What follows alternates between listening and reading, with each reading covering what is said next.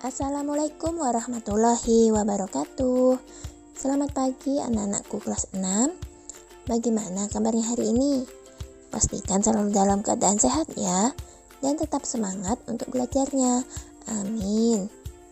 Pada kesempatan kali ini, Ibu akan memberikan materi tema 1, Selamatkan Makhluk Hidup dengan muatan ilmu pengetahuan alam. Mari kita simak bersama ya. Kompetensi dasar untuk ilmu pengetahuan alam kali ini yaitu membandingkan cara perkembangbiakan tumbuhan dan hewan. Selanjutnya, menyajikan karya tentang perkembangbiakan tumbuhan. Dan kegiatan pembelajarannya mengamati tanaman dengan perkembangbiakan generatif dan manfaatnya. Mari kita perhatikan untuk peta konsep pada kali ini, yaitu perkembangbiakan tumbuhan dan hewan. Di sini terbagi menjadi dua ya, perkembangbiakan tumbuhan dan perkembangbiakan hewan.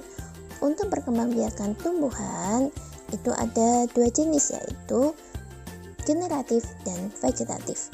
Di mana untuk generatif melalui proses penyerbukan, dan untuk vegetatif ada dua cara, yaitu vegetatif alami dan vegetatif buatan. Berikutnya untuk perkembangbiakan hewan juga ada dua jenis, yaitu generatif dan vegetatif. Untuk perkembangbiakan generatif itu pada hewan ada tiga cara, yaitu ovipar, vivipar, dan ovovivipar. Berikutnya untuk vegetatif pada hewan dapat melalui cara yaitu membelah diri, spora, dan tunas.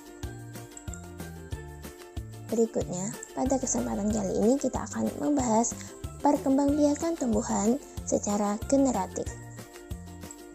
Apa sih pengertiannya?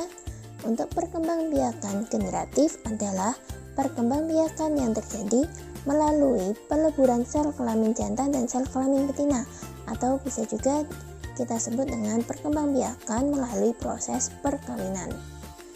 Untuk perkembangbiakan generatif pada tumbuhan itu adalah perkembangbiakan tumbuhan secara kawin yang didahului dengan proses penyerbukan. Nah, perhatikan pada gambar berikut. Di sini ada bunga sepatu. Bunga merupakan alat perkembangbiakan pada tumbuhan. Bunga itu memiliki benang sari dan putik, di mana putik itu sebagai alat perkembangbiakan betina dan benang sari sebagai alat perkembangbiakan jantan. Di sini ada bagian-bagian dari bunga. Anak-anak pasti sudah pernah ya melihat ini, karena di kelas sebelumnya sudah pernah mempelajarinya. Di sini ada mahkota, kemudian ada kelopak, ada dasar bunga, ada tangkai bunga, kemudian di dalamnya di sini ada bakal biji, di sini ada tangkai putik, kepala putik, kemudian di sini ada benang sari dan ada kepala sari. Berikutnya di sini ada proses perkembangbiakan generatif pada tumbuhan. Anak-anak bisa melihat secara mandiri ya. Untuk lebih jelasnya, mari kita simak video animasi berikut ini. Kita akan melihat bagaimana perkembangan generatif yang terjadi pada tumbuhan apel. Agar lebih mudah memahaminya, proses perkembangbiakan generatif akan dibagi menjadi 8 adegan. Tekan satu persatu berurutan untuk mengetahui proses perkembangbiakan generatif pada tumbuhan. Tekan tombol di ujung kanan apabila kamu ingin melihatnya secara otomatis. Proses perkembangbiakan diawali dengan jatuhnya serbuk sari di kepala putik. Proses ini biasa disebut dengan penyerbukan. Serbuk sari kemudian berkecambah membentuk bulu serbuk sari. Di dalam bulu serbuk sari tersebut terdapat 1 inti vegetatif dan 2 inti generatif. Selanjutnya, bulu serbuk sari membentuk saluran menuju ruang bakal biji dengan inti vegetatif sebagai penunjuk jalan. Setelah sampai di dalam bakal biji, maka inti vegetatif akan mati. Setelah inti vegetatif mati, kedua inti generatif bergerak dan melakukan pembuahan. Inti generatif pertama akan membuahi sel telur untuk menghasilkan zigot. Sedangkan inti generatif kedua akan membuahi inti kandung lembaga sekunder untuk menghasilkan endosperma. Endosperma ini berfungsi sebagai cadangan makanan bagi calon individu baru. Selanjutnya, zigot akan berkembang menjadi embrio dan embrio tersebut akan berkembang menjadi biji. Biji tersebut dilindungi oleh dinding bakal buah. Setelah pembuahan selesai, benang sari, mahkota, dan kelopak bunga akan layu kemudian gugur. Bakal buah yang mengandung biji berkembang menjadi buah. Biji dari buah apel ditanam, kemudian akan tumbuh menjadi tanaman baru.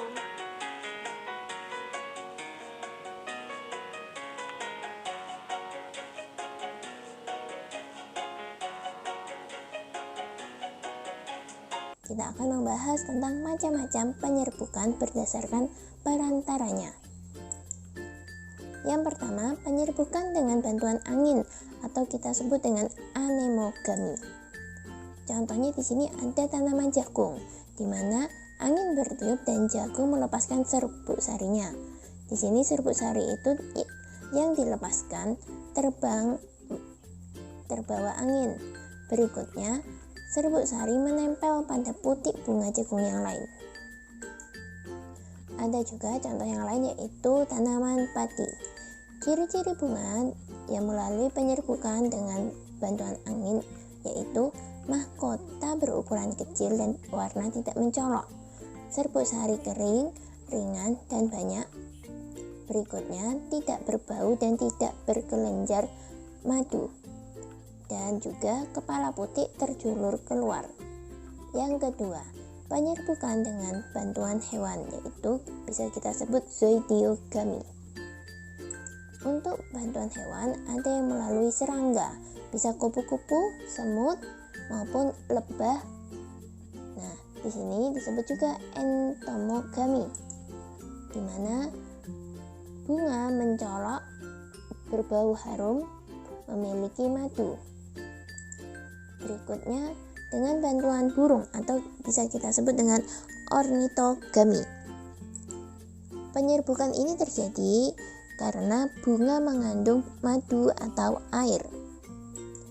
Berikutnya ada juga dengan bantuan kelelawar atau bisa kita sebut chiropterogami. Penyerbukan ini terjadi karena bunga mekar di malam hari. Berikutnya juga bisa melalui siput atau malakogami. Penyerbukan ini terjadi karena tanaman yang banyak didekati siput. Berikutnya yang ketiga, penyerbukan dengan bantuan air atau hidrogami. Di sini ada contohnya adalah tanaman lamun atau thalassia. Bisa kita perhatikan pada gambar bahwa serbuk sari lepas dari tangkai sari. Kemudian serbuk sari ini terbawa arus air yang mengalir dan serbuk sari ini menempel pada putik lamun yang lain. Berikutnya yang keempat, penyerbukan dengan bantuan manusia atau antrogami. Contohnya seperti ini. Awalnya kita manusia mengambil serbuk sari dari tanaman, kemudian ditempelkan dengan putik. Berikutnya, macam-macam penyerbukan berdasarkan asal serbuk sari. Yang pertama, penyerbukan sendiri. Penyerbukan sendiri atau bisa kita sebut autogami adalah serbuk sari jatuh di kepala putik pada bunga yang sama. Berikutnya, penyerbukan tetangga, di mana serbuk sari ini jatuh di kepala putik pada bunga yang masih satu tumbuhan. Terlihat di sini ya. Berikutnya, penyerbukan silang atau bisa kita sebut allogami, di mana serbuk sari jatuh di kepala putik pada bunga yang lain, tapi masih sejenis. dan ini berbeda tumbuhannya. Berikutnya, penyerbukan bastar atau yang kita sebut hibridogami. Penyerbukan ini di mana serbuk sari jatuh di kepala putik pada bunga yang berasal dari tumbuhan yang berbeda varietasnya. Nah, sekian materi pada hari ini. Semoga materi pada hari ini bisa dipahami dengan baik. Tetap semangat belajarnya ya, walaupun belajar dari rumah. Wassalamualaikum warahmatullahi wabarakatuh.